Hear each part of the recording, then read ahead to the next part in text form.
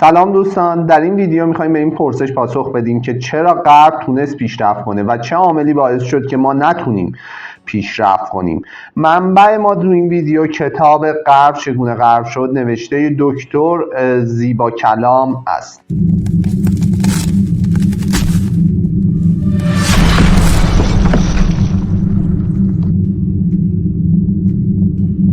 تفکرات و اعتقادات مردم یک جامعه تعیین میکنه که اون جامعه به سمت پیشرفت حرکت کنه و یا در باتلاقی از آهام فرو بره. اروپا تا قرن 15 جامعه عقب افتاده ای بود و فاصله زیادی از لحاظ اقتصادی، هنر و فرهنگ با جامعه شرق به خصوص تمدن اسلامی داشت. ولی از قرن 16 عصری در اروپا شروع میشه که به عصر روشنفکری معروف میشه. اولین دانشمندی که در غرب مسیر تفکر مردم رو عوض کرد رنه دکارت بود. اون در قرن 16 زندگی میکرد. دکارت معتقد بود جهان ماشین عظیمیه که بر اساس قوانینی کار میکنه و این قوانین تغییر ناپذیر است و انسان نمیتونه این قوانین رو تغییر بده.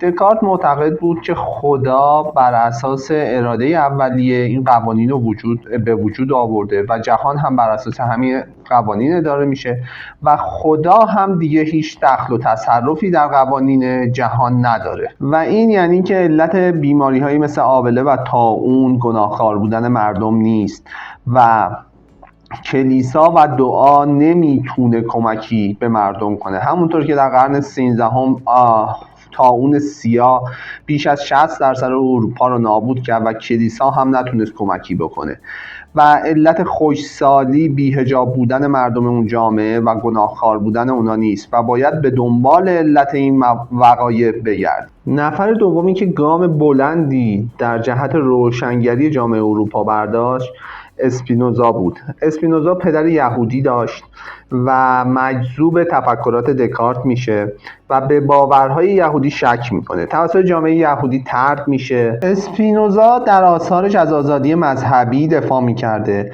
و مشکلی که کلیسای کاتولیک با اسپینوزا پیدا میکنه این بوده که اسپینوزا معتقد بوده که برای رسیدن به خدا لزومی نداره از کلیسای کاتولیک پیروی کنی. نفر سومی که در عصر روشنگری گام‌های بلندی رو برداشت توماس هابز بود. اون اعتقادی به روح نداشت و معتقد بود حسن و قبح ذاتی وجود نداره و حسن اون چیزیه که باعث خوشنودی و آسایش انسان بشه و قبح اون چیزیه که انسان رو به رنج بیاندازه.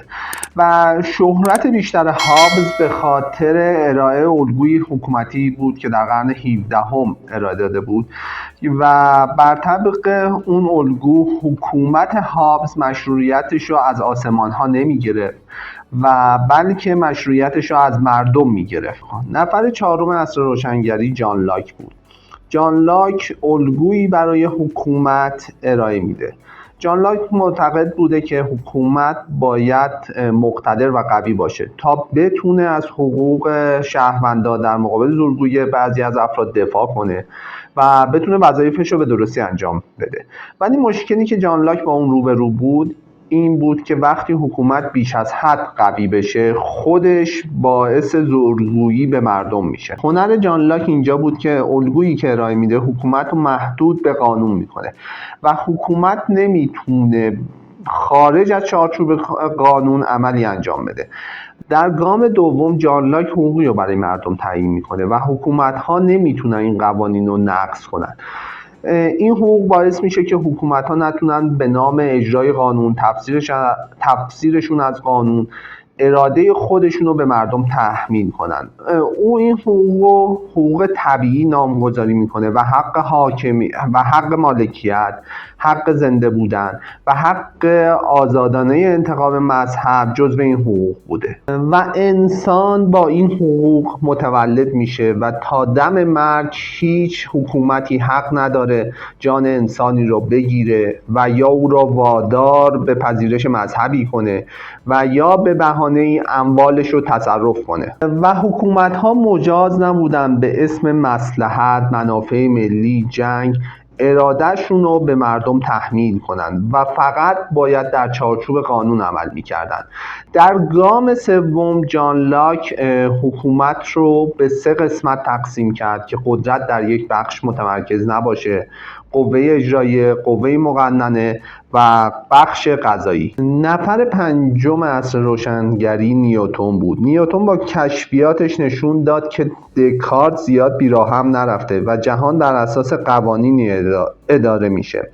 کشف قانون جاذبه او باعث شد که تحولی در جهان به وجود بیاد و اینو ثابت کرد که هیچ اتفاقی در جهان به صورت خود به خودی روی نمیده و بشر باید قوانین رو کشف کنه و تفکر چند هزار ساله‌ای که اتفاقها رو بر اساس بخت و اقبال، دعای خیر، طلسم و غیره روی میدهد و کنار زد و معتقد بود امور عالم مانند ساعت دقیقی عمل میکنه و هر چقدر ما این قوانین جهان رو کشف کنیم تسلط ما بر جهان بیشتر میشه. نیوتن هم مانند دکارت معتقد بود که خداوند هیچ دخل و تصرفی در این جهان ندارد. اندیشمندان دیگه‌ای هم در عصر روشنفکری اروپا نقش داشتند. مثلا ورتر در سال 1994 تا 1778 زندگی میکرد و یه جمله معروف داره ورتر که من با هیچ یک از عقاید شما موافق نیستم ولی حاضرم تا پای جان از آزادی بیان شما دفاع کنم. تفکرات ورتر باعث انقلاب فرانسه میشه در همون سالها. در اون زمان اندیشمندان تندرویی هم مثل دیدرو وجود داشتن که معتقد بودن که تا زمانی که آخرین پادشاه رو با روده آخرین کشیش به دار نزدیم بشر آزاد نمیشه. نتیجه تفکرات تمامی اندیشمندان باعث شد که جامعه اروپا کم کم به این نتیجه برسه که وقتی برای تصمیم گیری میتونه به اندیشه و تفکرات خودش تکیه کنه چه نیازی به کلیسا داره که راه درست زندگی کردن رو به اون بیاموزه. در نهایت تمام این تفکرات باعث پیشرفت اروپا و جلو زدنش از جامعه اسلامی اون زمان میشه. میخوای اقتصادت حل بشه، هر چی کتاب علم اقتصاد غربی و هر چی فارغ التحصیل علم اقتصاد غربی ریش و پشمو نمیدونم چادر مقنعه‌ای و لیبرالش از این اقتصاد بریز بیرون مشکل حل میشه. در جامعه امروز ما هم عده‌ای اصرار دارن تفکر و علومی که از غرب میاد و مقابل تفکر اسلامی قرار بدن و اینطور وانمود کنن که این تفکرات با شرع اسلام در تضاد و تناقضه، در صورتی که این قوانین خودکامگی افرادو به زیر سوال میبره و هیچ تناقضی با شرع اسلام نداره. نکته جالب این که همین افراد از بهترین گوشی‌ها و امکانات غربی و آمریکایی استفاده میکنند.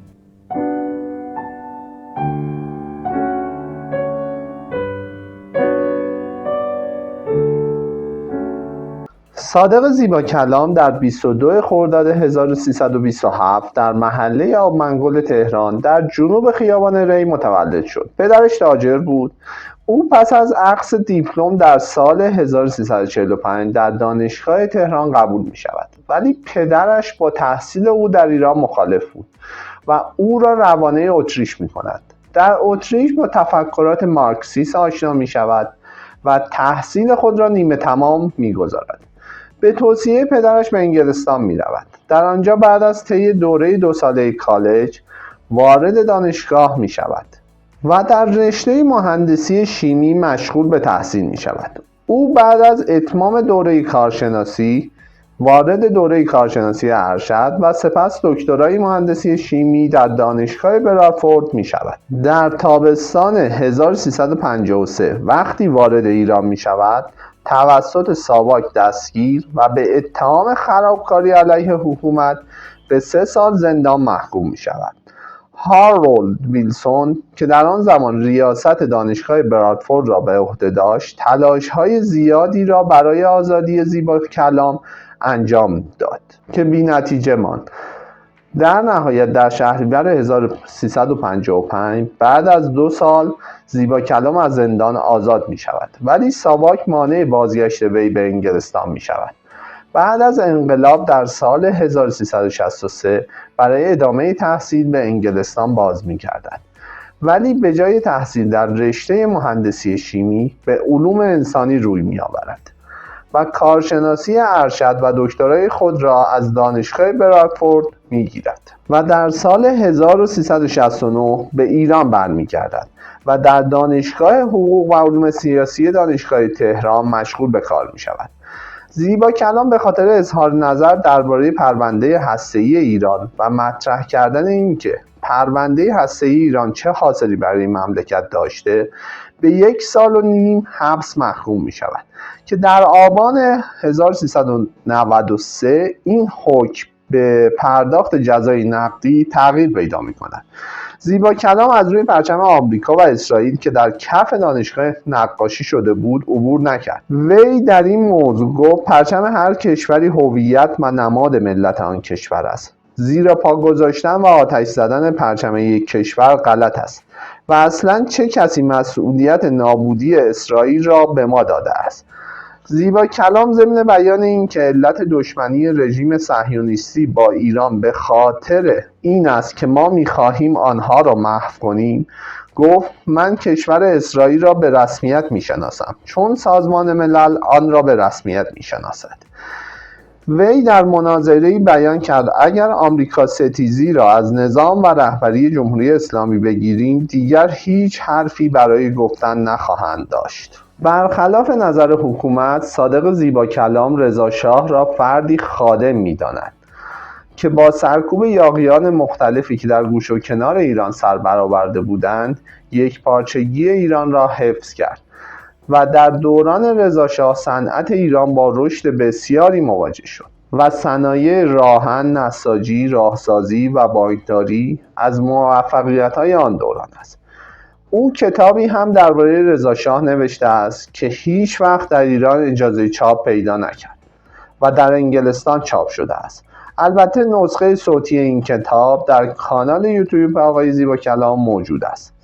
وی در مورد بانکداری در ایران گفت بانک‌های ایرانی مکان‌های دزدی برای پول بیت‌المال هستند و در مورد اختلاس‌ها گفت اگر امثال بابک زنجانی در هر دادگاهی متهم ردیف اول باشند، متهم ردیف دوم در آن دادگاه افرادی هستند که از بابک زنجانی ها استفاده کردند. زیباکلام اظهارات عجیبی هم داشته. مثلا در مصاحبه‌ای اعلام کرد من از باخت تیم ملی خوشحال می‌شوم چون جمهوری اسلامی از برد تیم ملی سوء استفاده می‌کند تا ضعف‌های خودش را بپوشاند. و در اظهار نظری دیگر مردم ایران را نجات پرست معرفی میکنه و برد تیم ملی باعث میشه این نجات پرستی تقویت بشه. و یا در مورد شخصیت هایی مثل زاهدی و قوام السلطنه که اونها را افرادی وطن پرست معرفی میکنه و حتی عکس قوام السلطنه رو در اتاق کارش نصب کرده. ولی سوالی که مطرح میشه اینه که در جامعه رادیکالی مثل جامعه ایران که افراد رو برای اظهار نظرهای خفیفتر بازداشت و زندانی میکنن چرا حکومت کاری به صادق زیباکلام نداره؟ صادق زیباکلام در پاسخ به این سوال استدلال کرد که من همیشه از اصل نظام حمایت میکنم و معتقدم برای رسیدن به آزادی و دموکراسی واقعی باید نظام را حفظ کنیم و هیچ وقت با حرکت‌های رادیکال نمیتوان به دموکراسی و آزادی رسید. و همچنین من همیشه از دستورات وزارت اطلاعات پیروی کردم و در مواردی که به من دستور دادن که مثلا با BBC مصاحبه نکنم من دیگر مصاحبه نکردم و وزارت اطلاعات هیچ نیازی به بازداشت من ندارد. ما تو این ویدیو سعی کردیم خلاصه ای از کتاب غرب چگونه غرب شده نوشته دکتر زیباکلام رو بیان کنیم. مسلماً هیچ وقت خلاصه ای کتاب جایگزین خود کتاب نمیشه و به همه دوستان توصیه میکنم این کتاب رو حتما مطالعه کنن و در پایان منتظر نظرات و انتقادات شما هستیم.